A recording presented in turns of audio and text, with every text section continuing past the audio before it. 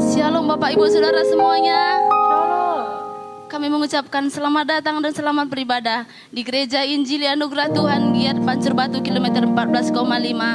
Mari kita datang dengan hati yang haus akan Tuhan.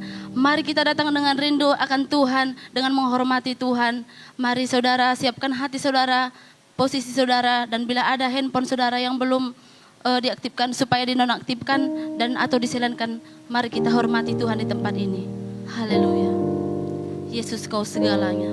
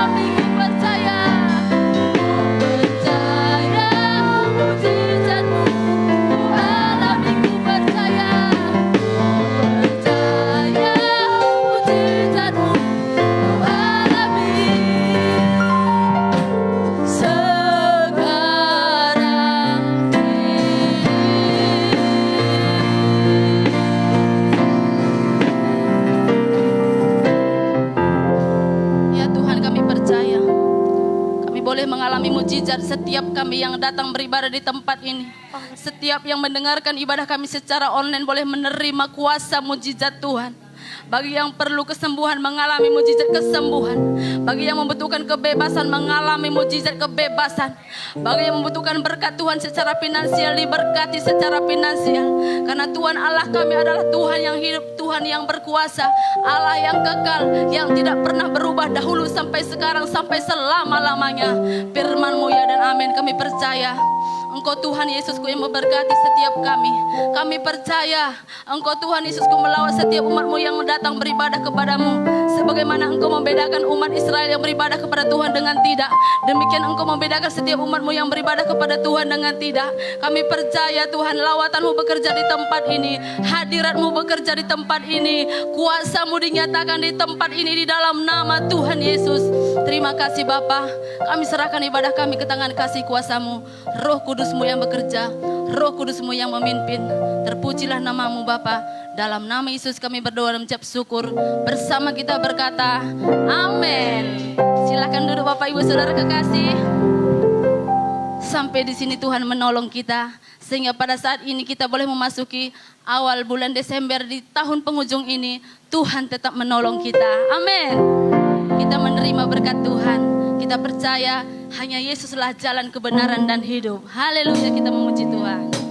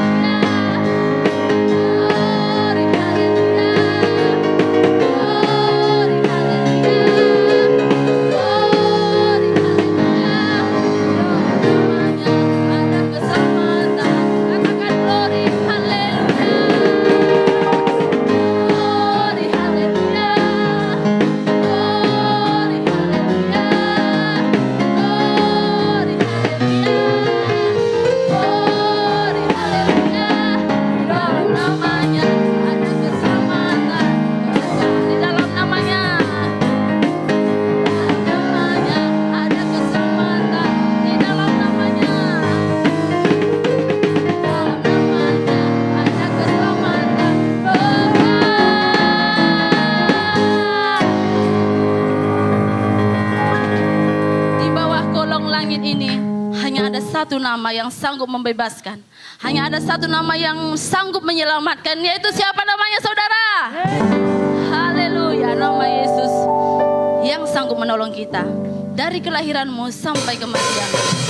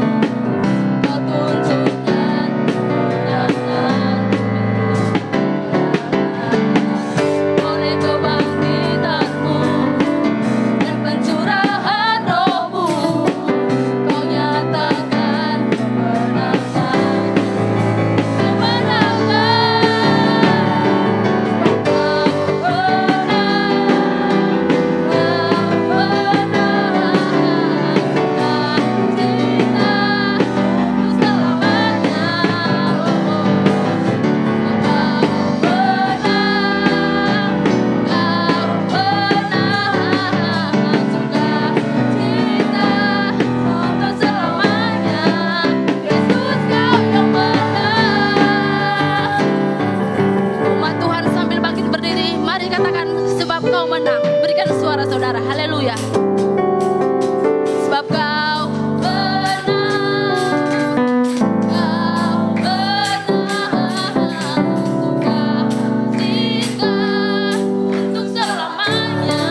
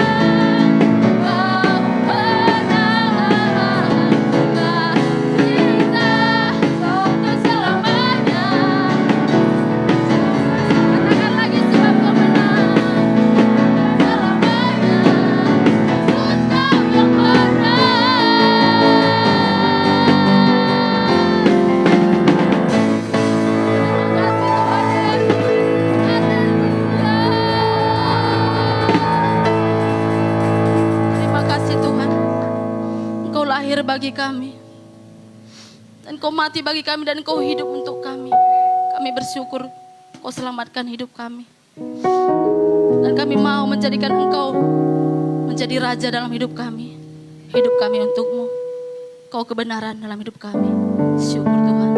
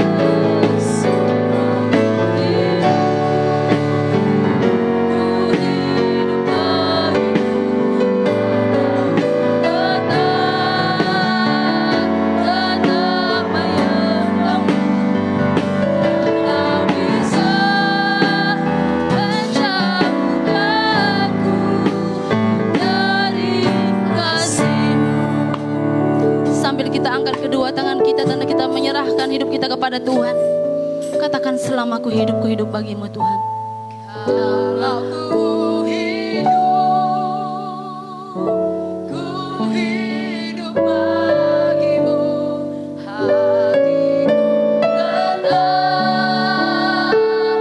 tetap menyembahmu.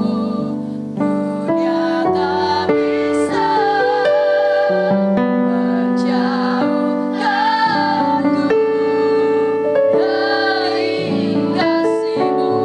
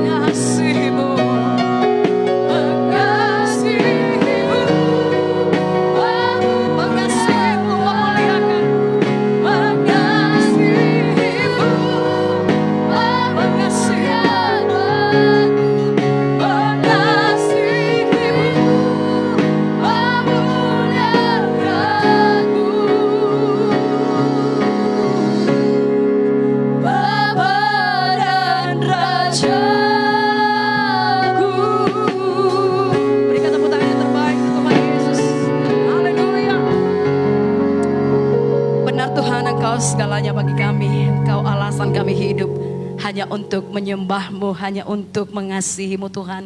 Kami bersyukur kalau hari ini kami boleh beribadah kepada Tuhan. Semua karena anugerah Tuhan, bukan karena kuat, bukan karena gagah kami. Kami bersyukur untuk kesetiaan-Mu Tuhan yang tidak pernah berhenti dalam hidup kami Tuhan. Engkau tetap setia mengasihi kami. Walaupun kami kerap sekali tidak setia, tetapi Kau terus setia mengasihi kami Tuhan. Terima kasih untuk rahmat-Mu yang selalu baru tiap pagi bagi kami. Kami telah melihat kebaikan-Mu. Itulah alasan kami untuk bersyukur Tuhan. Karena Tuhan sungguh baik bagi kami.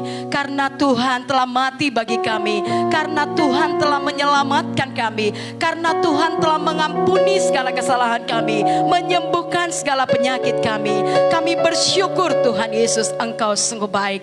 Terima kasih Bapa. Pada hari ini juga kami boleh Tuhan mendengarkan kebenaran firman-Mu, bahwa Yesus Kristus datang ke dunia ini untuk menyelesaikan masalah dosa. Kami bersyukur kepadamu Tuhan, Engkau telah dijadikan dosa agar kami dapat Tuhan diselamatkan Tuhan. Oleh karena itu, satu sukacita yang sangat besar bagi kami, bahwa kami diselamatkan, kami diampuni. Kami bersyukur Tuhan, dan kami berdoa kiranya melalui firman Tuhan ini, agar saudara-saudara kami, baik yang berada di tempat ini atau dimanapun mereka sedang mendengarkan ibadah ini atau mengikuti ibadah ini, mereka boleh memastikan keselamatan mereka, bahwa pemilik sorga hanya Yesus Kristus, dan jalan ke sorga hanya Yesus Kristus. Kiranya pada hari ini keselamatan terjadi Tuhan, kebebasan terjadi, kesembuhan terjadi oleh karena kuasa nama Yesus. Terima kasih Bapa, di dalam nama Tuhan Yesus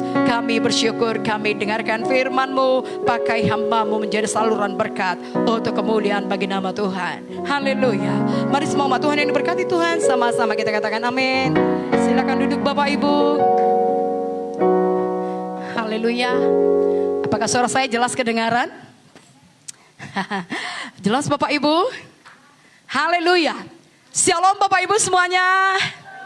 Shalom juga bagi Bapak Ibu, saudara-saudara yang terkasih dimanapun saudara berada yang sedang mengikuti ibadah ini secara online. Kiranya Tuhan memberkati kita semuanya. Kita bersyukur oleh karena anugerah Tuhan. Hari ini kita sudah masuk di minggu yang pertama bulan Desember, tepatnya tanggal 4 Desember 2022. Tuhan sungguh baik saudaraku. Tuhan sudah menyertai kita, menolong kita. Sampai saat ini semua kita sehat, amin saudara. Puji nama Tuhan. Dan minggu lalu kita sudah mendengarkan firman Tuhan yang diberikan oleh Bapak Gembala saudara, agar kita mengucap syukur dalam segala hal. Apakah sepanjang minggu ini sudah praktek Bapak Ibu? Sudah bersyukur? Mengapa kita harus bersyukur? Mengapa kita harus mengucap syukur? Kita bersyukur atau mengucap syukur karena kebaikan dan kemurahan Tuhan. Mazmur 106 ayat 1 berkata, haleluya, bersyukurlah kepada Tuhan sebab Ia baik, bahwasanya untuk selama-lamanya kasih setianya. Dan banyak ayat-ayat yang menuliskan hal yang sama, baik Mazmur 136 ayat 1, ayat 3 saudaraku, sama isinya. Jadi kita bersyukur karena Tuhan baik. Amin saudara. Apa kebaikan Tuhan? Dia mengampuni segala kesalahan kita. Tidak ada saudaraku hal yang lebih besar daripada keselamatan jiwa. Matius 16 ayat 26 berkata, apa gunanya seseorang memperoleh seluruh dunia kalau dia kehilangan jiwanya? Artinya kalau dia mati tidak tahu dia kemana. Tetapi kita yang di dalam Tuhan kita bersyukur. Kalau kita mati meninggalkan dunia ini, kita tahu bahwa kita sudah menerima kehidupan yang kekal, yaitu sorga yang kekal. Itulah alasan kita bersyukur, karena Tuhan mengampuni segala kesalahan kita. Dia berikan kita kehidupan yang kekal. Mengapa kita bersyukur? Dia sembuhkan segala penyakit kita. Di kayu salib Tuhan berkata, sudah genap. Sudah selesai, Tuhan tanggung segala kelemahan kita, saudaraku. Tubuhnya sudah berbilur-bilur, supaya oleh bilur-bilurnya penyakit kita disembuhkan. Kita bersyukur untuk itu. Untuk apa kita bersyukur? Dia telah memelihara kita. Dia tidak meninggalkan kita. Firman Tuhan sudah dibacakan minggu lalu kepada kita, bahwa sekali-kali Tuhan tidak pernah meninggalkan kita. Bukankah ini luar biasa? Masih kurang alasan bagi saudara untuk bersyukur? Saudara bilang, gimana caranya bersyukur, Bu? Uang gak ada. Gampang aja bilang-bilang bersyukur. Ini persoalan masih banyak, sakit penyakit masih ada. Gimana caranya bersyukur? Bapak Ibu, ingat, alasan kita bersyukur adalah karena kebaikan Tuhan, karena kemurahan Tuhan. Apakah Bapak Ibu sudah mensyukuri kebaikan Tuhan? Apakah saudara sudah bersyukur pagi ini untuk napas yang Tuhan berikan? Apakah saudara sudah bersyukur untuk matahari yang bersinar dengan cerah di luar, saudaraku? Apakah saudara bersyukur buat kesehatan yang Tuhan sudah berikan? Apakah saudara pernah mensyukuri saudara punya suami, punya istri? Atau saudara setiap hari melihat, aduh bosannya, menyebalkan sekali suamiku, menyebalkan sekali istriku, cerewet sekali. Atau saudara bersyukur, Tuhan terima kasih untuk suami yang kau berikan. Walaupun suamiku ini Tuhan suka kali cerewet, tapi Tuhan aku bersyukur punya kesempatan, punya suami. Saya berkata, Tuhan terima kasih untuk istri yang kau berikan. Istri yang baik, istri yang mengasihi aku. Pernahkah saudara syukur gitu? Kalau gak pernah bertobat, saudaraku. Apakah saudara pernah bersyukur, terima kasih untuk anakku 3 orang. Terima kasih untuk anakku 10 orang. Pernahkah saudara mensyukuri itu? Atau saudara, aduh bandelnya anakku ini, aduh lebih bagus tidak punya anak. Ada orang berkata begitu, saudara. Jangan saudara berpikir gak ada. Ada. Oleh karena mungkin dilihatnya anak itu kelewatan, bandel sekali. Bapak Ibu, itu artinya kita kurang bersyukur. Apakah saudara-saudara bersyukur untuk tempat tinggal yang Tuhan berikan, tempat tinggal yang nyaman, untuk makan, minum Tuhan sediakan, pakai disediakan, kita bisa beribadah. Bapak Ibu, itu semua banyak sekali alasan kita untuk bersyukur kepada Tuhan. Seseorang pernah berkata bahwa kebahagiaan seseorang bukan terletak kepada sebanyak apa yang dia miliki, tetapi kebahagiaan seseorang tergantung kepada seberapa banyak dia mensyukuri apa yang telah Tuhan beri. Seberapa banyak saudara mensyukuri apa yang ada pada saudara, bukan mensyukuri apa yang tidak ada. Saudara berpikir kalau banyak uangku aku bahagia. Apakah benar demikian? Tidak.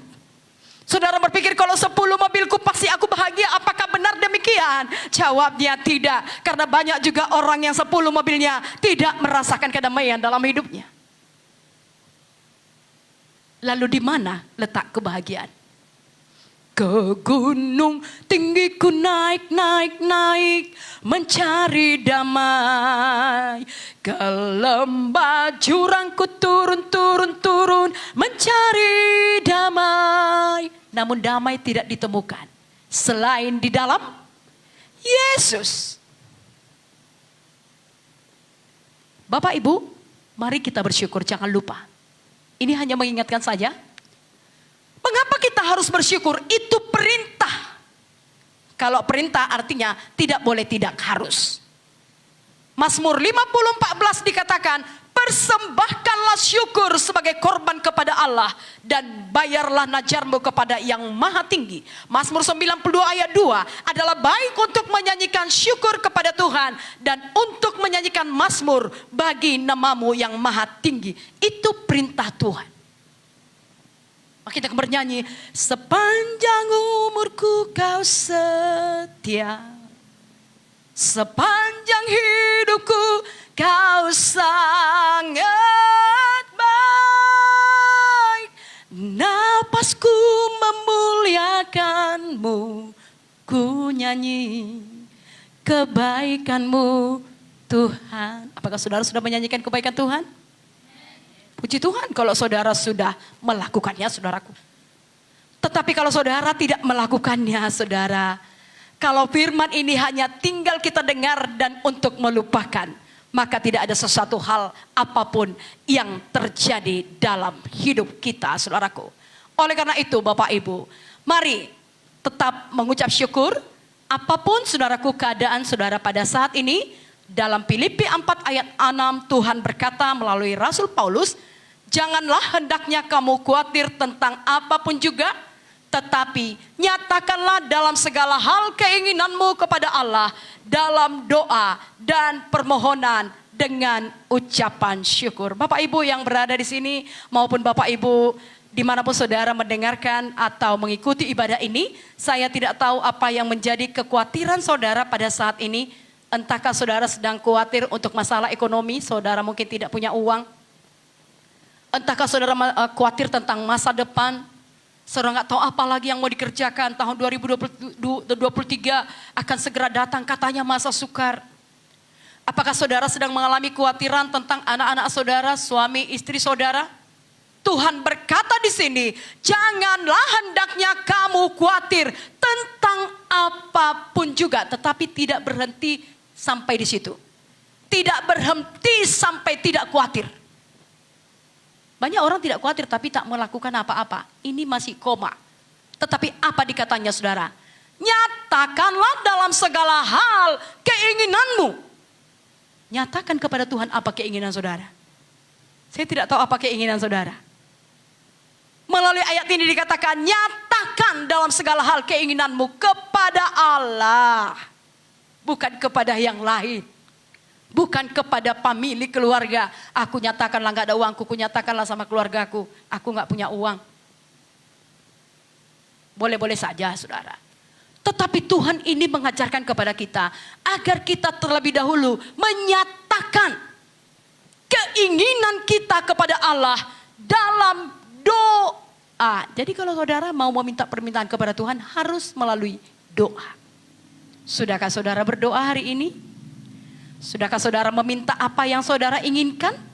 Atau saudara hanya mengeluh bersungut-sungut tetapi tidak melakukan satu tindakan apapun? Dengan begitu banyak masalah, begitu banyak kebutuhan, tapi saudara hanya diam saja tidak melakukan apapun. Tapi firman Tuhan ini mengajarkan kita agar kita menyatakan dalam segala hal keinginan kita kepada Tuhan dalam doa dan permohonan dengan ucapan syukur. Itu sebabnya penting sekali kita mengucapkan syukur Bapak Ibu. Bersyukur oleh karena kebaikan Tuhan. Oleh karena itu Bapak Ibu, mari kita praktekkan firman Tuhan ini. Serahkan segala masalah-masalah kita saudaraku ke dalam tangan Tuhan. Berserah sepenuhnya kepada Tuhan. Saudaraku, katakan bahwa kita dalam proses bentukan Tuhan. Biarlah kita saudaraku tetap percaya Tuhan tidak meninggalkan kita saudara. Dan saudaraku, mari kita tinggalkan segala keinginan pribadi kita untuk menerima sepenuhnya apa yang terjadi, bahkan keadaan yang paling buruk sekalipun. Tetap percaya bahwa Tuhan tidak pernah meninggalkan kita. Tuhan setia kepada kita. Amin saudaraku. Haleluya. Nah, dan kita masuk ke tema kita hari ini, ke topik firman Tuhan ya, bukan tema, topik judul firman Tuhan pada hari ini, yaitu Yesus lahir ke dunia untuk menyelesaikan dosa. Sekali lagi Bapak Ibu, judul firman Tuhan kita pada hari ini, ya, karena ini kita sudah masuk di minggu pertama bulan Desember dan spesial menyambut hari Natal, hari kelahiran Tuhan Yesus. Maka judul firman Tuhan kita pada hari ini yaitu Yesus lahir ke dunia untuk menyelesaikan dosa. Nah, di hari Natal ini banyak menjelang Natal ya Bapak Ibu, kita juga banyak kegiatan-kegiatan kita dan juga banyak Natal-Natal kita, yaitu tanggal 14 Desember hari Rabu kita akan mengadakan Natal Komsel di tempat ini. Demikian juga tanggal 17 Desember itu Natal Muda-Mudi. Dan tanggal 18 Desember Natal Sekolah Minggu Anak. Dan tanggal 24-25 Desember saudaraku itu Natal Umum. Nah Bapak Ibu, jangan kita kehilangan momen-momen ini. Kenapa saudara? Karena hari Natal itu hari bahagia. Kenapa hari bahagia saudara?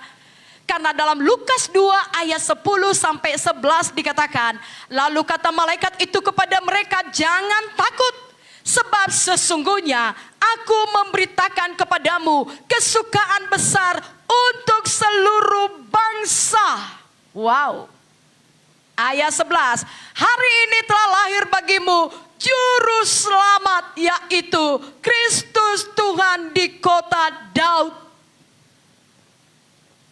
Maka momen Natal saudaraku adalah momen yang sangat menggembirakan, menyenangkan. Karena ada kesukaan besar, ada kabar baik, ada kabar sukacita. Tentang apa saudara?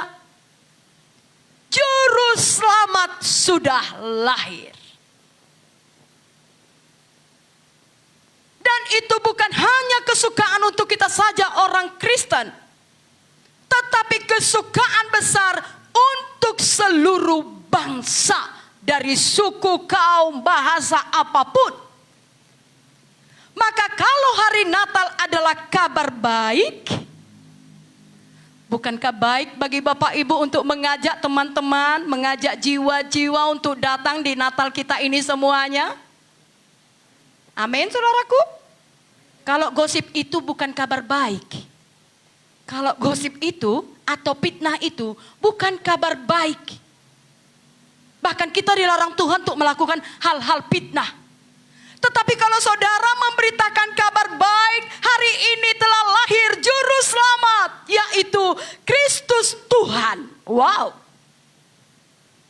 Maka Bapak Ibu manfaatkan momen-momen Natal kita, baik Natal Komsel, Natal muda-mudi, Natal sekolah minggu anak, Natal umum. Bawalah jiwa-jiwa bagi Tuhan. Beritakanlah kabar baik ini, beritakanlah kabar kesukaan ini. Amin. Bapak Ibu jangankan kelahiran Yesus ya. Kalau saudara makan bakso di tempat atau makan BPK enak, saudara nggak mau diam sendiri. Aku kasih tahu nanti sama namburuku, di sana ada BPK enak. Maka saudara nggak diam aja. Ih, di mana yang enak ya BPK? Mesti langsung promosikan.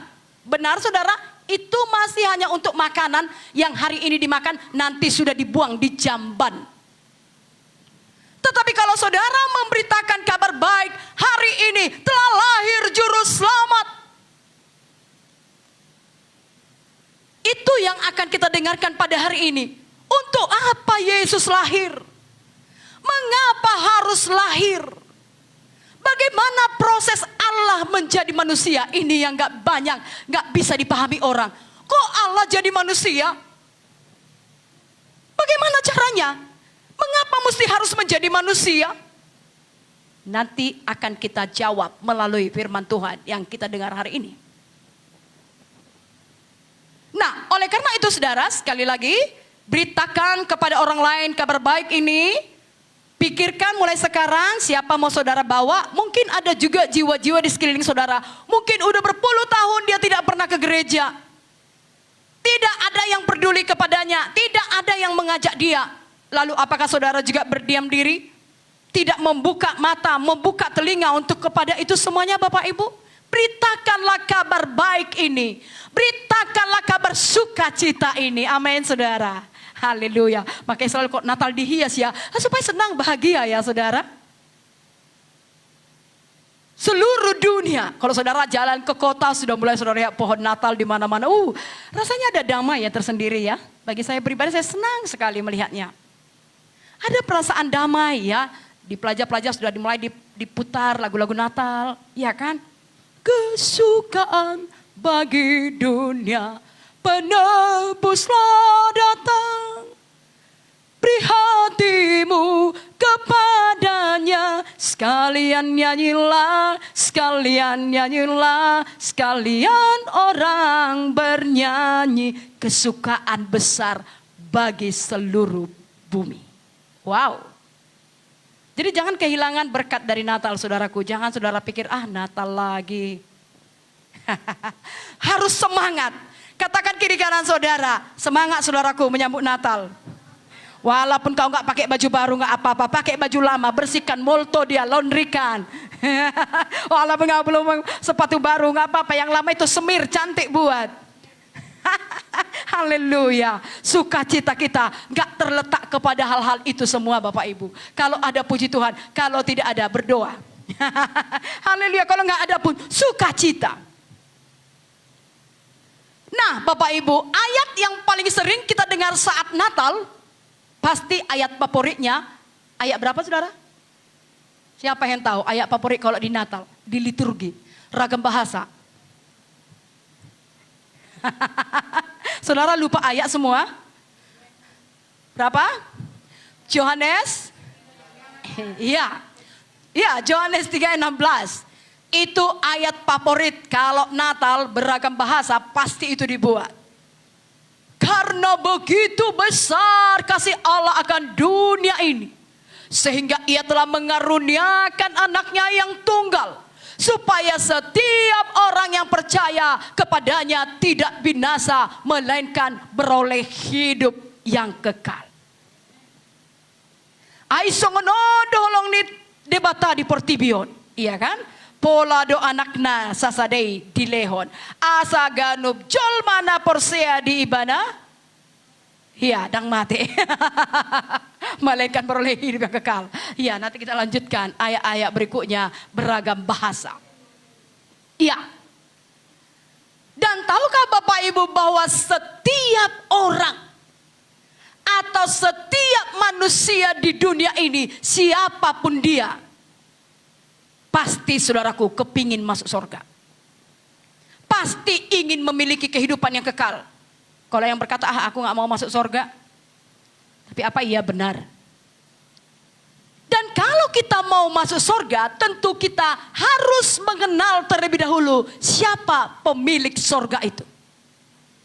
Karena surga hanya satu ya Bapak Ibu, tidak ada surga 10. Kenapa? Karena Allah kita juga Esa.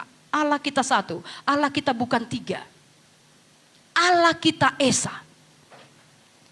Maka kalau kita mau masuk surga saudaraku, harus terlebih dahulu mengenal pemilik surga. Jadi adalah satu hal yang lucu Bapak Ibu, kalau kita mau mengatakan mau masuk surga, tapi kita tidak kenal siapa pemilik surga. Maka hari ini melalui firman, Bapak Ibu yang ada di sini maupun Bapak Ibu yang mengikuti ibadah ini dimanapun saudara berada, mari kita lihat dari firman Tuhan, siapakah pemilik surga itu. Walaupun mungkin saudara berkata begini, saya dengar kemarin dari seorang kesaksian hamba Tuhan, dia bolak-balik naik turun surga. Apakah benar? Bolak-balik masuk neraka. Apakah benar? Adakah ayatnya? Jangan saudara disesatkan. Makanya banyak baca Alkitab. Mari buka Alkitab kita Yohanes 14 ayat 1 sampai 6. Janganlah gelisah hatimu, percayalah kepada Allah, percayalah juga kepadaku. Perhatikan ini Bapak Ibu. Janganlah gelisah hatimu, percayalah kepada Allah. Banyak orang sampai percaya kepada Allah. Mereka mengenal Allah secara global. Siapa Allah itu? Mereka berkata Allah itu adalah pencipta alam semesta, langit dan bumi dan segala isinya. Tetapi ayat ini belum koma, dia berkata percayalah juga kepadaku. Kataku di sini adalah Yesus Kristus.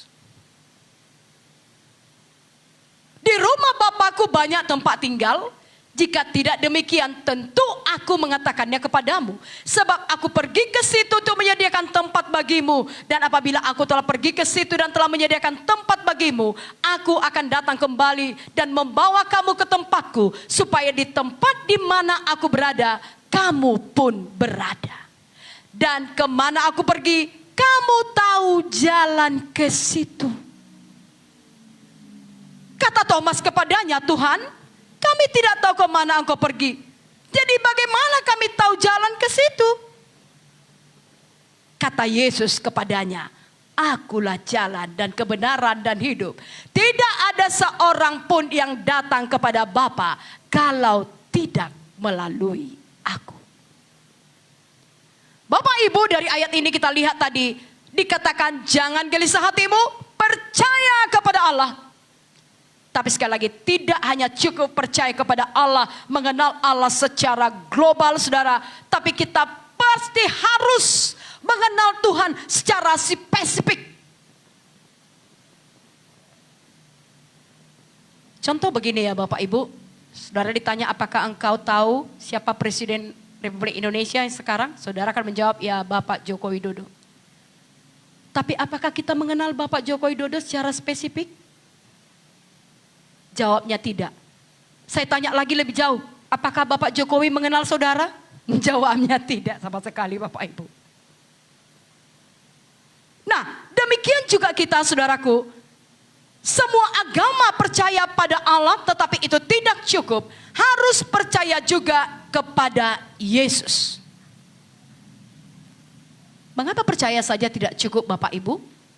Alasannya ayat 2 dan 3 tadi. Di rumah Bapakku banyak tempat tinggal. Jika tidak demikian, tentu aku mengatakannya kepadamu. Sebab aku pergi ke situ untuk menyediakan tempat bagimu. Jadi Yesuslah pemilik sorga. Dialah yang akan menyediakan tempat bagi kita. Dan apabila aku telah pergi ke situ dan telah menyediakan tempat bagimu, aku akan datang kembali dan membawa kamu ke tempatku supaya tempat di mana aku berada, kamu pun berada. Wow, saudara. Kesimpulannya bahwa semua agama dan kepercayaan menawarkan sorga melalui nabi-nabi mereka, pendiri-pendiri agama masing-masing karena mereka semua percaya sorga. Tapi posisi Yesus tidak hanya menawarkan sorga saudaraku, tetapi dialah yang menciptakan sorga. Yesuslah pemilik sorga. Dia berkata, aku pergi ke sorga menyediakan tempat bagimu. Nah saudara, di mana alamat sorga? Dia berkata, gampang itu Bu, kita cari aja Google Map. Coba nanti cari klik alamat sorga. Maka keluar nanti jalan sorga, gang neraka mungkin ada ya saudara ya. Iya, karena Google Map pun gak tahu di mana sorga. Satu-satunya yang tahu jalan ke sorga, pasti harus yang datang dari sorga, benar saudara? Nabi-nabi saudaraku, apakah mereka juga pernah ke sorga? Kayaknya gak ada dari Alkitab kita lihat. Rasul saudaraku, rasul mana yang sudah ke sorga? Nabi mana saudaraku? Satu-satunya yang tahu jalan ke sorga hanya Tuhan Yesus. Dan dia berkata dalam Yohanes 16 ayat 28, aku datang dari Bapa dan aku datang ke dunia. Aku meninggalkan dunia pula dan pergi kepada Bapa. Perhatikan ini Bapak Ibu. Aku datang dari Bapa. Dan aku datang ke dalam dunia. Aku meninggalkan dunia pula dan pergi kepada Bapa. Terjawab ya Bapak Ibu? Bahwa yang tahu jalan ke sorga hanya orang yang pernah atau pemilik sorga itu sendiri. Siapakah pemilik sorga itu? Jawabannya adalah Yesus Kristus saudaraku. Yesuslah pemilik sorga. Yohanes 14 ayat 6. Kata Yesus kepadanya, akulah jalan dan kebenaran dan hidup. Tidak ada seorang pun yang datang kepada Bapa kalau tidak melalui aku. Jadi tanpa Yesus Bapak Ibu, kita tidak akan sampai kepada Allah di sorga.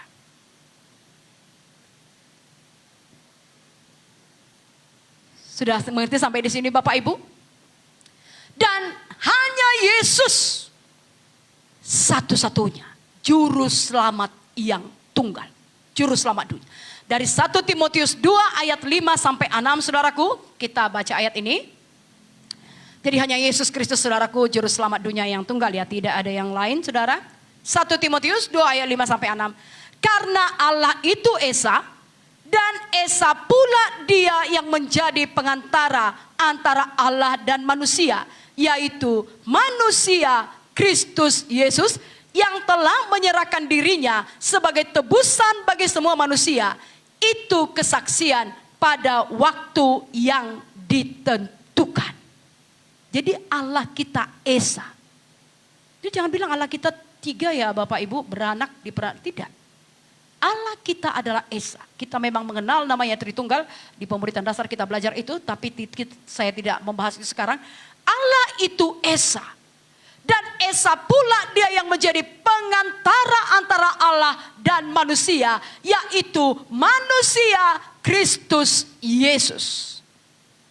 Kisah 4:12 berkata, dan keselamatan tidak ada di dalam siapapun juga selain di dalam Dia, sebab di bawah kolong langit ini tidak ada nama lain yang diberikan kepada manusia yang olehnya kita dapat diselamatkan.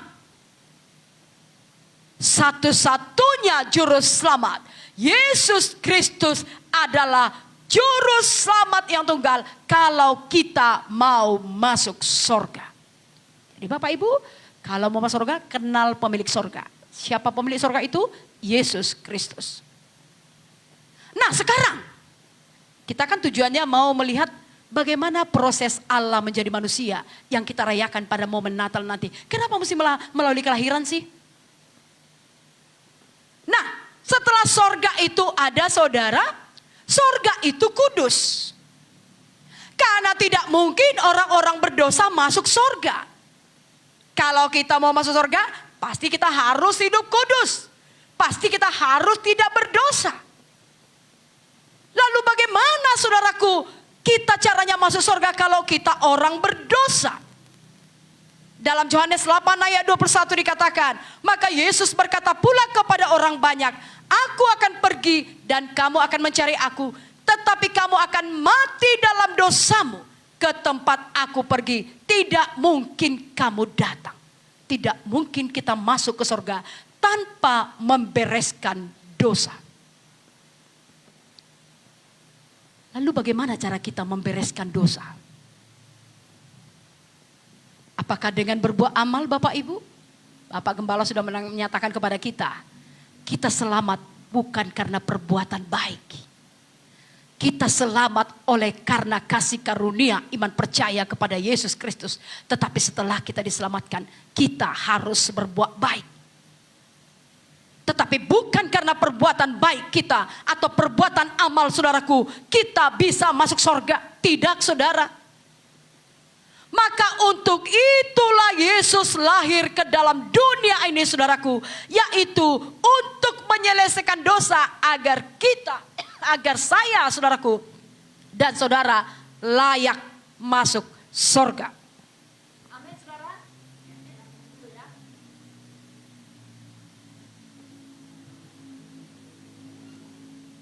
Haleluya. Nah, kita lanjutkan saudara. Untuk itulah Yesus lahir ke dunia saudaraku, untuk menyelesaikan dosa agar kita layak masuk surga. Nah, kita lihat dulu Matius 1 ayat 22. Ia akan melahirkan anak laki-laki dan engkau akan menamakan dia Yesus, karena dialah yang akan menyelamatkan umatnya dari dosa mereka.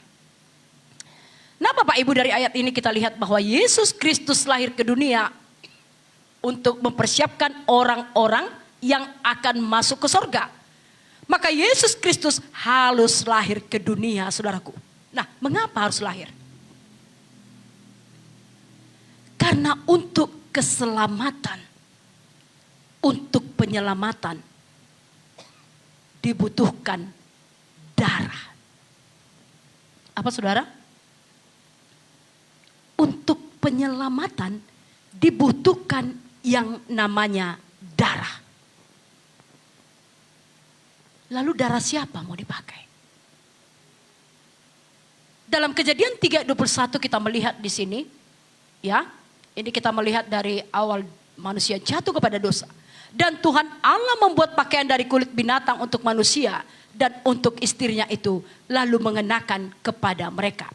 Dalam ayat ini saudara memang tidak ada kata darah, tetapi ada unsur darah. Pakaian kulit hewan, saudaraku, tentu untuk mendapatkan pakaian yang berasal dari kulit hewan, tentu hewan itu harus dibunuh. Maka kalau hewan itu dibunuh, pasti ada darah yang dicurahkan. Dari sinilah asal cikal bakal darah. Makanya dalam perjanjian lama semuanya harus disucikan dengan darah. Kalau orang berdosa, saudara misalnya mencuri, dia harus membawa korban penebus dosa, membawa mungkin domba, kambing atau burung merpati dan lain sebagainya. Harus ada darah yang dicurahkan. Dan dalam perjanjian baru Ibrani 9 ayat 22 berkata, dan hampir segala sesuatu disucikan menurut hukum Taurat dengan darah, dan tanpa penumpahan darah tidak ada pengampunan. Nah, kalau dosa hanya bisa diselesaikan dengan darah, dengan penumpahan darah, masalahnya Bapak Ibu, darah siapa yang dipakai untuk menebus dosa?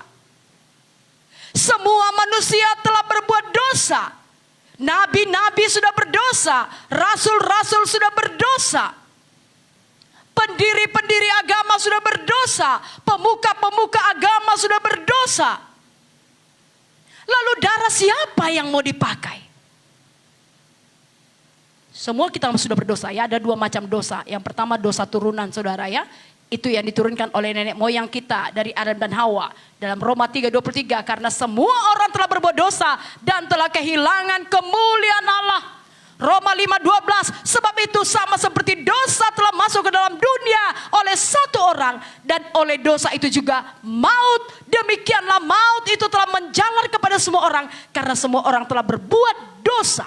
Sungguh pun demikian, maut telah berkuasa dari zaman Adam sampai kepada zaman Musa, juga atas mereka yang tidak berbuat dosa dengan cara yang sama seperti yang telah dibuat oleh Adam, yang adalah gambaran dia yang akan datang. Jadi semua manusia sudah berbuat dosa, ini dosa turunan.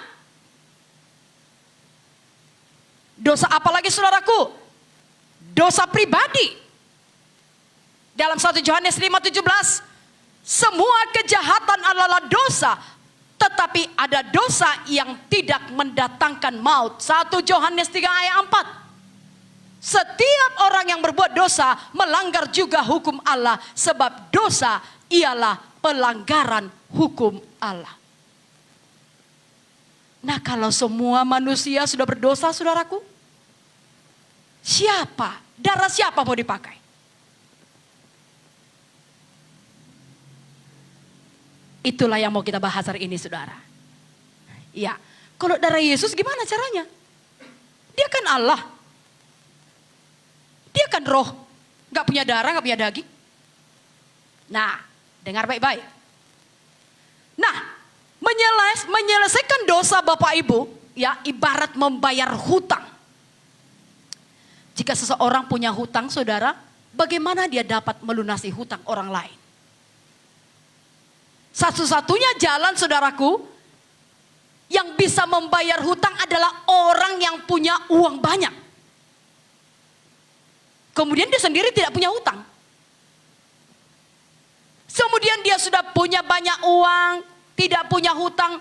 Orang yang rela memberikan kekayaannya, ada juga kaya dia tapi nggak mau, dia nggak rela dia memberikan kekayaannya untuk menolong orang gitu yang punya hutang.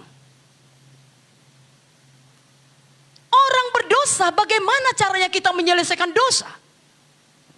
Ibarat seperti hutang dosa, saudaraku, hutang tadi.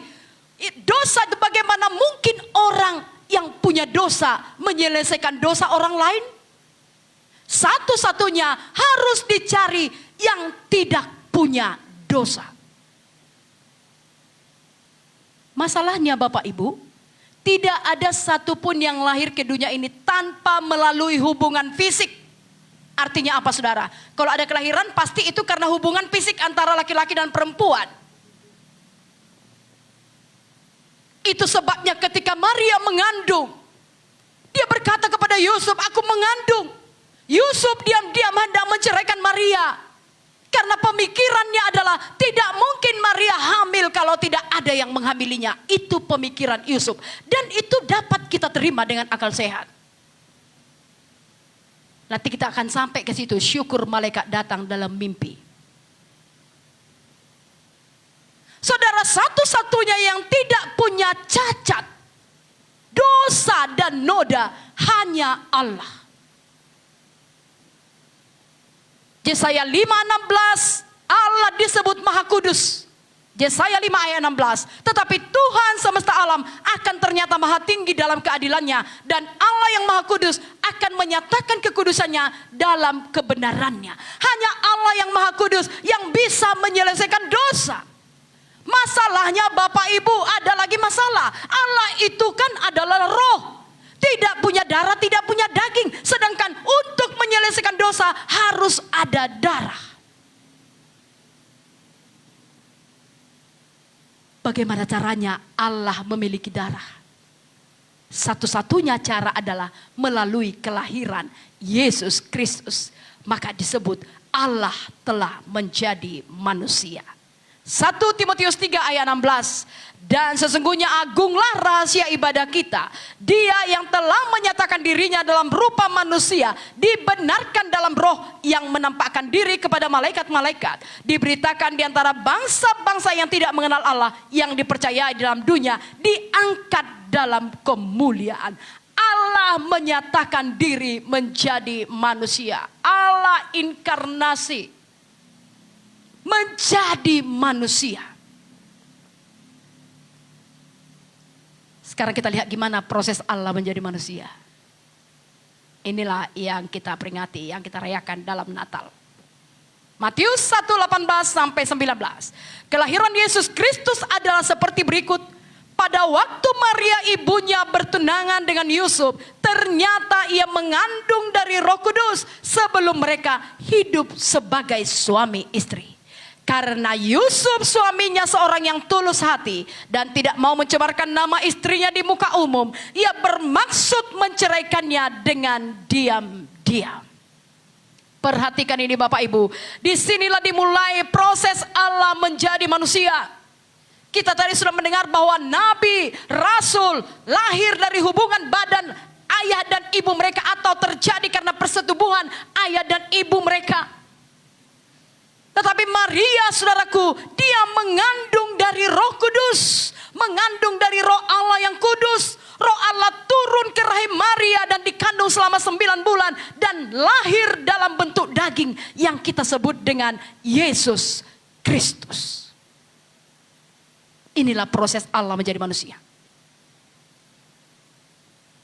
Untuk apa Yesus lahir ke dunia? Matius 1:20. Tetapi ketika ia mempertimbangkan maksud itu, malaikat Tuhan nampak kepadanya dalam mimpi dan berkata, Yusuf anak Daud, janganlah engkau takut mengambil Maria sebagai istrimu, sebab anak yang di dalam kandungannya adalah dari Roh Kudus.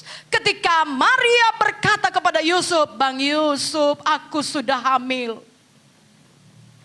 Tapi karena Yusuf ini seorang orang yang baik, saudaraku, dia tidak mau mencemarkan nama baik tunangannya Maria. Maka diam-diam dia hendak menceraikan Maria. Karena pemikiran Yusuf, seperti saya katakan tadi, tidak mungkin Maria ini hamil tanpa dia melakukan atau bersetubuh dengan laki-laki lain. Itulah pemikiran Yusuf. Tetapi saudaraku, ayat 19 tadi sudah kita baca, Yusuf itu seorang yang tulus hatinya. Itu sebabnya saudaraku, 9 bulan dikandung saudaraku Yesus, mereka tidak melakukan hubungan suami istri. Luar biasa bukan? Benar-benar Yusuf ini seorang pemuda yang sangat baik, yang tulus, yang sopan, yang kudus. Tidak melakukan hubungan suami istri dengan Maria sampai Yesus lahir. Setelah Yesus lahir, mereka itu melakukan hubungan suami istri. Jadi Maria tidak tetap perawan. Dari mana kita tahu? Karena masih ada saudara-saudara Yesus yang lain yang lahir. Ada seperti Yakobus, Judas. Tetapi selama Maria mengandung saudaraku 9 bulan, dia sama sekali tidak melakukan hubungan suami istri. Dari sini Bapak Ibu kita melihat bahwa tujuan Yesus lahir ke dunia untuk menyelesaikan dosa manusia. Dan hanya lewat kelahiranlah Allah memiliki darah untuk menebus, menyelesaikan dosa manusia. Sampai sini sudah paham Bapak Ibu? Supaya kita tahu proses Allah menjadi manusia. Kenapa mesti lahir?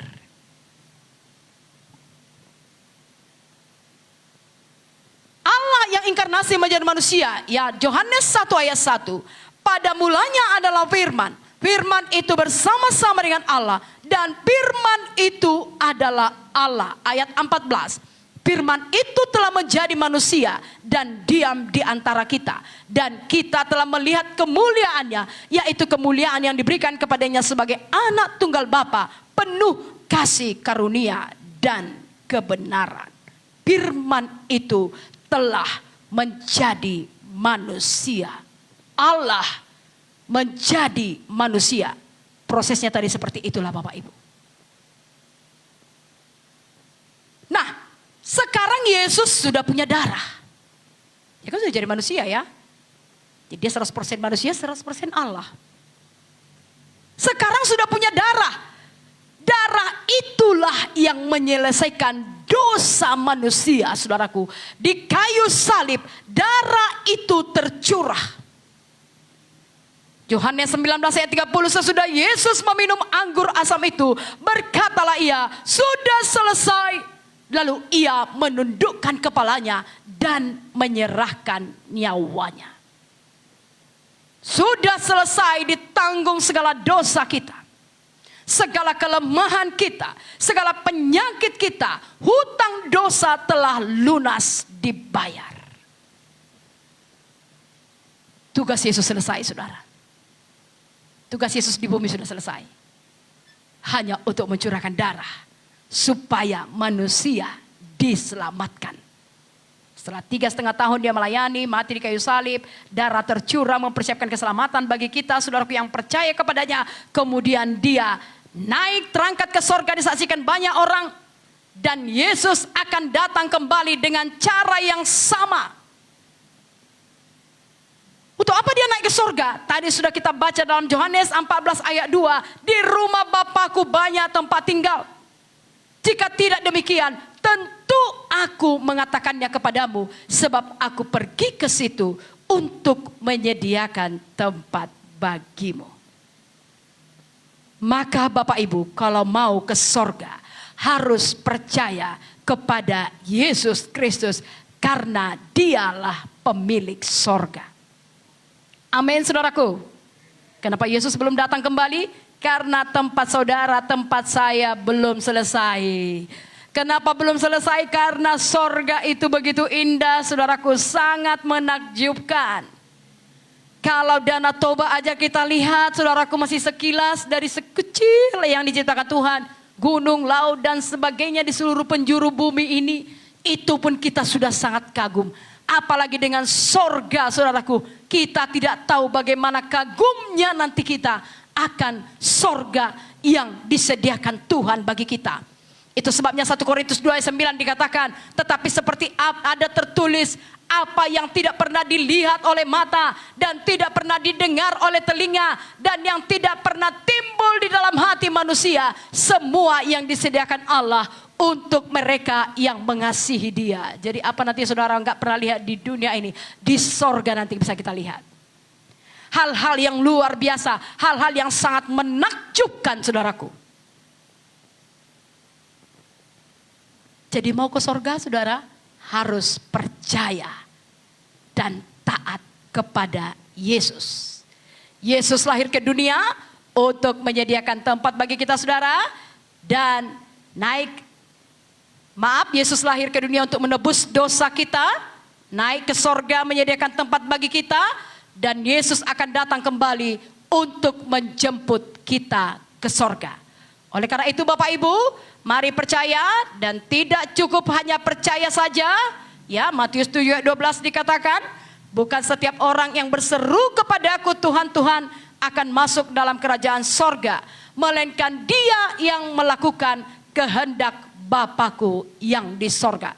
Jadi tidak cukup percaya saja Bapak Ibu, kita harus percaya dan taat.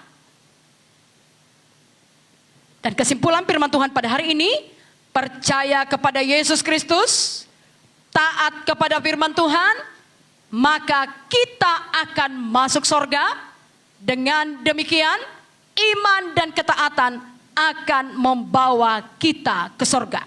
Hanya satu yang perlu Anda lakukan, saudara lakukan, yaitu percaya dan taat. Yohanes 3 ayat 36, barang siapa percaya kepada anak, ia beroleh hidup yang kekal. Tetapi barang siapa tidak taat kepada anak, ia tidak akan melihat hidup, melainkan murka Allah tetap ada di atasnya. Melalui firman Tuhan ini Bapak Ibu, biarlah kita percaya bahwa kalau ingin masuk surga, maka harus kenal pemilik surga. Pemilik surga itu yaitu Yesus Kristus, saudara. Dan untuk kita boleh sampai di sana, yang perlu kita lakukan adalah percaya dan taat, saudaraku. Maka kita akan memiliki kehidupan yang kekal. Bapak Ibu dimanapun saudara berada, melalui firman Tuhan ini, saudaraku, kiranya kita boleh diingatkan kembali dan boleh mempercayai bahwa satu-satunya juru selamat yang tunggal, yaitu hanya Yesus Kristus. Biarlah kiranya dimanapun Bapak Ibu berada saat mengikuti ibadah-ibadah momen Natal, dan saudara ingat bahwa Yesus Kristus datang ke dunia, saudaraku, mengambil rupa, ya saudaraku, menjadi manusia untuk mati di kayu salib, mencurahkan darah. Biarlah semuanya kita boleh menerima berkat Natal, saudaraku, dimanapun saudara mengikuti ibadah-ibadah Natal, agar kita boleh juga memberitahukannya kepada orang-orang lain, agar mereka juga boleh diselamatkan.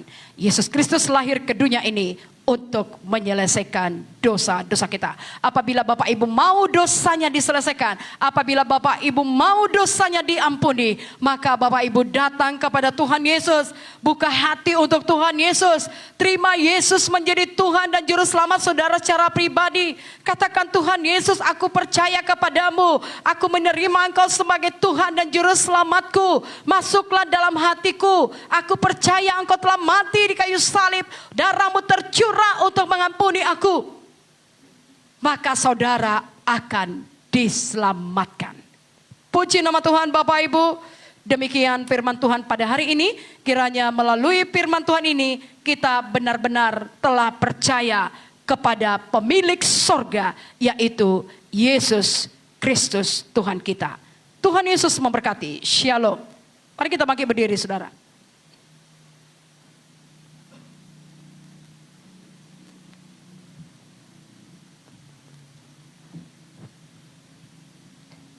Yesus Kristus Tuhan. Boleh kita menyanyikan pujian ini Bapak Ibu. Kupandang kemuliaan-Mu, Yesus Kristus Tuhan. Haleluya. Terima kasih Tuhan Yesus. Kau datang ke dunia ini untuk menyelesaikan dosa. Alam jadi manusia agar dosa kami dapat diampuni.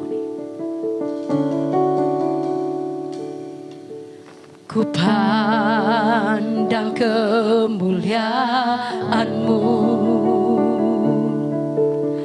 Imam besar Maha Agung.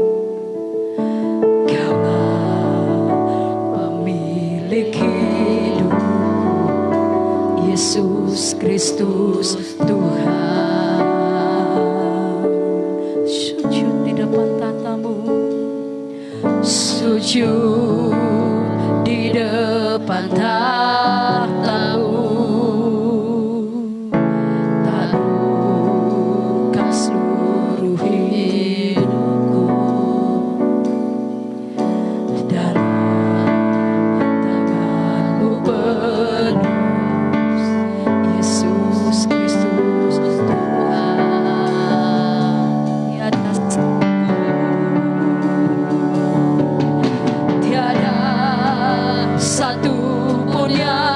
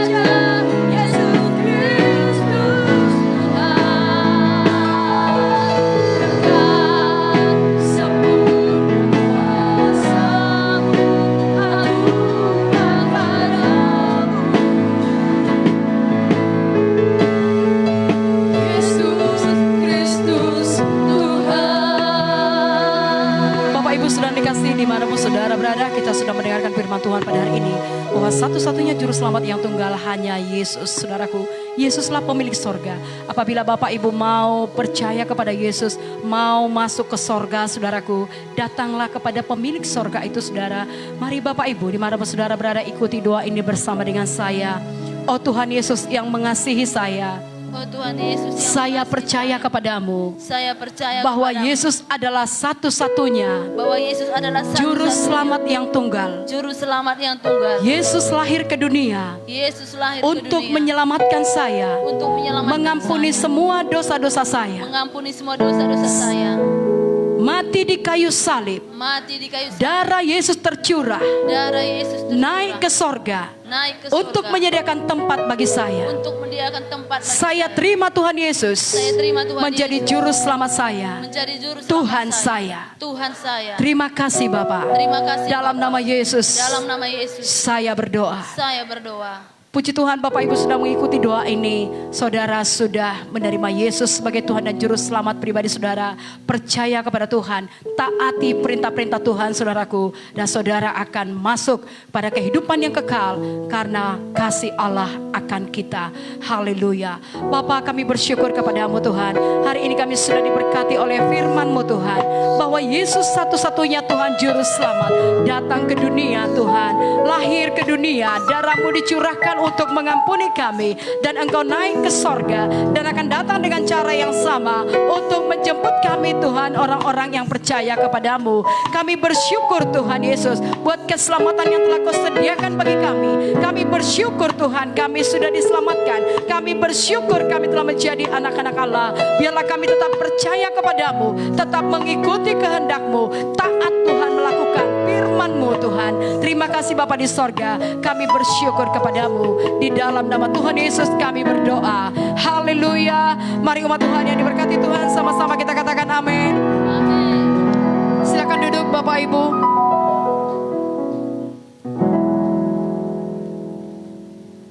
Bapak Ibu, kita akan masuk ke perjamuan kudus. Atau adakah saudara yang baru pertama kali hadir, atau saudara yang tubuhnya yang mau didoakan? Sehat semua saudaraku? Puji Tuhan. Bapak Ibu, sebelum kita masuk dalam perjamuan kudus ini, saya mau mengingatkan Bapak Ibu agar saudara terlebih dahulu boleh mempersiapkan diri saudara.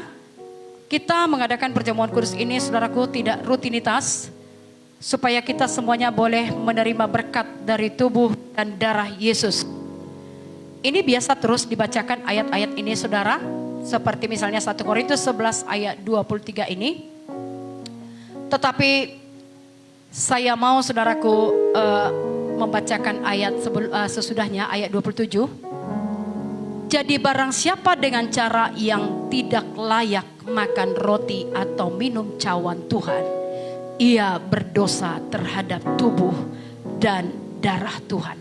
Karena itu, hendaklah tiap-tiap orang menguji dirinya sendiri, dan baru sesudah itu ia makan roti dan minum dari cawan itu. Bapak Ibu, sebelum kita masuk ke dalam perjamuan kudus, mari saudaraku, agar semua kita menerima tubuh dan darah Tuhan dengan cara yang layak. Oleh karena itu, uji diri kita sendiri. Cara yang layak itu artinya, kalau Bapak Ibu masih memiliki kepahitan, kebencian, bereskan dulu. Kalau saudara tidak mau membereskannya, saudara jangan menerima tubuh dan darah Yesus. Karena apa dikatakan ayat 29-30, karena barang siapa makan dan minum tanpa mengakui tubuh Tuhan, ia mendatangkan hukuman atas dirinya. Saudara akan mendatangkan hukuman atas diri saudara kalau saudara menerima tubuh dan darah tanpa saudara mengampuni, tetapi saudara tetap membenci. Sebab itu banyak di antara kamu lemah dan sakit, dan tidak sedikit yang meninggal. Jadi jangan bermain-main Bapak Ibu. Memang setiap minggu pertama, setiap bulannya kita menerima tubuh dan darah Yesus. Tapi ini bukan rutinitas atau formalitas, tidak. Saya berikan kesempatan kepada Bapak Ibu, apabila di antara saudara ada di sini yang masih menyimpan kepahitan, kebencian, amarah, hubungan suami istri yang tidak bereskan sebentar, berdamai, jangan malu. Kalau itu ada di sini orangnya berdamai, Kalau tidak ada, saudaraku, ampuni dalam hati saudara dan berjanjilah untuk melakukannya. Kalau tidak, saudara tidak usah menerimanya. Supaya kita boleh menerima tubuh dan darah Yesus. Memang kita menerima materialnya Bapak Ibu, roti dan darah dalam bentuk roti dan anggur. Tetapi juga ada berkat Tuhan di situ. Sekali lagi Bapak Ibu, sebelum kita masuk dalam perjamuan kudus ini, agar semua kita boleh menerima berkat dari tubuh dan darah Yesus, uji hati kita. Saya pribadi minta maaf apabila saya ada melukai hati saudara melalui kata-kata perbuatan saya mohon dimaafkan. Mari Bapak Ibu kita berdoa. Bapa di sorga, kami bersyukur hari ini kami boleh duduk semeja dengan Tuhan, menerima tubuh dan darah Yesus. Tuhan, ini kami lakukan bukan hanya formalitas atau sekedar kami melakukan rutinitas. Tidak. Kami percaya ada berkat dalam tubuh dan darah-Mu. Kami mau dengan cara yang layak untuk menerima tubuh dan darah-Mu. Oleh karena itu hari ini selidik hati kami. Ampuni kami Tuhan. Apabila kami melukai hati orang lain, menyakiti melalui perkataan, perbuatan, pemikiran, ampuni kami. Dan kami juga mengampuni orang-orang yang bersalah kepada kami. Pulihkan hubungan suami istri Tuhan, agar setiap hubungan suami istri dalam keluarga Tuhan, sidang Tuhan ini, dipulihkan Tuhan menjadi keluarga-keluarga yang takut akan Tuhan. Sehingga kami boleh menerima berkat dari tubuh Tuhan, menerima berkat dari darah Tuhan yang telah dicurahkan di kayu salib. Kami terima roti dan anggur yang melambangkan tubuh dan darah-Mu di dalam nama Tuhan Yesus. Amin.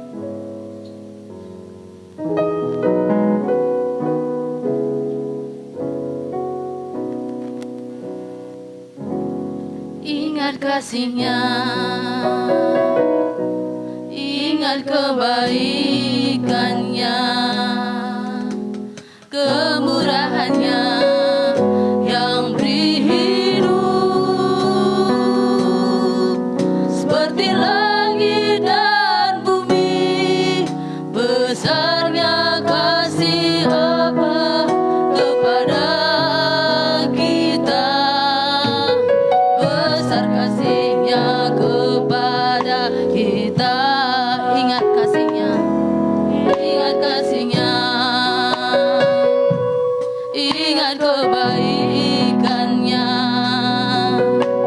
kemurahan-Nya yang beri hidup seperti langit dan bumi. Besarnya kasih Bapa kepada kita, besar kasih-Nya kepada kita. Selalu ku ingat kasih-Nya, selalu ku ingat kasih-Nya, selalu ku ingat rahmat-Nya. Dia hapuskan semua dosaku, puaskan hidupku. Besar kasih-Nya kepada kita. Katakan ingat kasih-Nya, ingat kasih-Nya, ingat kebaikan-Nya, kemurahan-Nya yang beri hidup seperti langit dan bumi. Besarnya kasih Bapa kepada kita, besar kasih-Nya kepada. Katakan ingat kasih-Nya, ingat kasih-Nya, ingat kebaikan-Nya, kemurahan-Nya yang beri hidup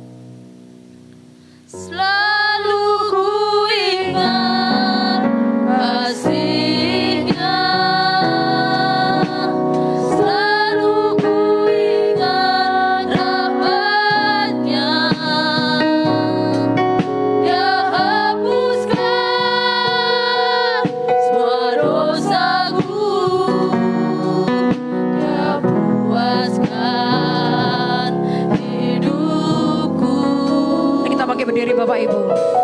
Besar kasihnya kepada kita. Besar kasihnya sekali lagi, besar kasihnya kepada kita. Besar kasihnya kepada kita. Dengarkanlah firman Tuhan dari Yohanes 6:48 sampai 57. Akulah roti hidup. Nenek moyangmu telah makan manna di padang gurun dan mereka telah mati. Inilah roti yang turun dari sorga. Barang siapa makan daripadanya, ia tidak akan mati. Akulah roti hidup yang telah turun dari sorga. Jikalau seorang makan dari roti ini, ia akan hidup selama-lamanya. Dan roti yang kuberikan itu ialah dagingku yang akan kuberikan untuk hidup dunia. Maka kata Yesus kepada mereka, aku berkata kepadamu, sesungguhnya jikalau kamu tidak makan daging anak manusia dan minum darahnya, kamu tidak mempunyai hidup di dalam dirimu. Barang siapa makan dagingku dan minum darahku, ia mempunyai hidup yang kekal. Dan aku akan membangkitkan dia pada akhir zaman. Sebab dagingku adalah benar-benar makanan dan darahku adalah benar-benar minuman. Barang siapa makan dagingku dan minum darahku, ia tinggal di dalam aku dan aku di dalam dia. Sama seperti Bapa yang hidup mengutus aku dan aku hidup oleh Bapa. Demikian juga barang siapa yang memakan aku akan hidup oleh aku.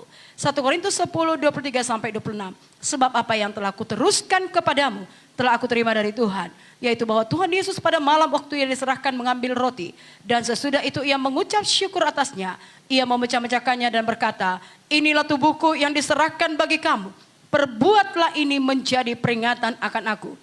Demikian juga ia mengambil cawan sudah makan, lalu berkata, cawan ini adalah perjanjian baru yang dimeteraikan oleh darahku.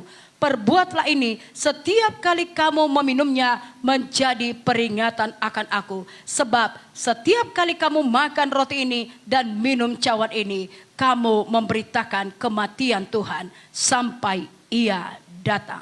Mari Bapak Ibu, angkatlah roti yang melambangkan tubuh Yesus. Tubuh Yesus yang telah diserahkan bagi kita, saudaraku, untuk mengampuni dosa kita. Darahnya telah dicurahkan untuk menyelamatkan kita agar kita menerima kehidupan yang kekal.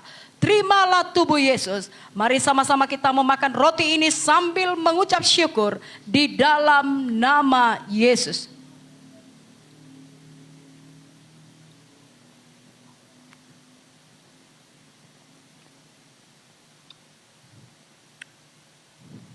Mari bersyukur untuk tubuh Tuhan yang dihancurkan bagi kita. Terima kasih untuk tubuh-Mu Tuhan yang diserahkan bagi kami untuk mengampuni dosa kami. Terima kasih untuk tubuh-Mu yang berbilur-bilur supaya oleh bilur-bilur-Mu penyakit kami disembuhkan. Terima kasih untuk darah yang dicurahkan sehingga dengan darah itu kami diselamatkan. Dosa kami diampuni. Sorga Tuhan berikan kepada kami. Tubuh kami sehat kuat untuk melayani Tuhan. Tubuh kami bukan untuk alat dosa, tetapi tubuh kami untuk alat kebenaran. Kami mempersembahkan seluruh hidup kami sebagai persembahan yang hidup, yang kudus, yang berkenan kepada Allah. Itu adalah ibadah kami yang sejati.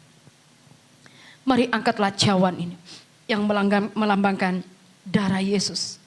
Darah Yesus. Tadi kita sudah mendengarkan firman bahwa untuk memperoleh keselamatan dibutuhkan darah. Dan darah itu hanya darah, melalui darah Kristus kita dapat diselamatkan.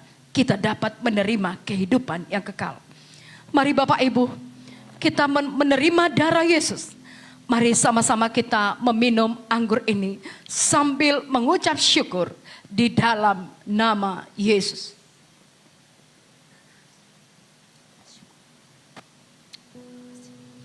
Mari bersyukur untuk darah Yesus. Terima kasih untuk darah-Mu Tuhan yang dicurahkan untuk kami. Sebab tanpa pencurahan darah tidak ada keselamatan, tidak ada pengampunan. Itu sebabnya Engkau lahir ke dunia ya Tuhan. Engkau Allah menjadi manusia. Dengan demikian dosa kami dapat diselamatkan. Karena dengan menjadi manusia Engkau memiliki darah. Dan darah itu yang dicurahkan untuk mengampuni dosa kami ya Tuhan. Kami bersyukur Tuhan bahwa perlindungan darah-Mu yang teguh atas kami, menyertai kami, melindungi kami dimanapun kami berada Tuhan. Kami bersyukur Tuhan, dosa kami diampuni. Dosa kami dibasuh oleh darah Yesus. Terima kasih untuk tubuh dan darah-Mu. Kami juga menerima tubuh Kristus yang lain, anggota jemaat Giat kilometer 14,5. Kami mau menerima satu dan yang lain dalam seluruh kekurangan, kelebihan Tuhan. Yang kuat Tuhan menolong yang lemah Tuhan. Kami boleh saling mengasihi satu dan yang lain, saling mengampuni satu dan yang lain sebagaimana Kristus telah mengampuni kami. Saling menerima satu dan yang lain, karena kami tidak bisa hidup tanpa saudara-saudara kami yang lain. Tuhan, biarlah kami semua bersatu seperti doa-doa-Mu Tuhan untuk murid-murid-Mu, agar sama seperti Bapa dan Engkau satu adanya, maka kami juga semua anak-anak-Mu satu adanya, satu kasih di dalam Engkau Tuhan. Terima kasih Bapa, kami tetap mengingat pengorbanan-Mu, kami mau menjadi saksi-Mu Tuhan. Di momen-momen Natal kami mau menginjil, mau membawa jiwa-jiwa kepadamu.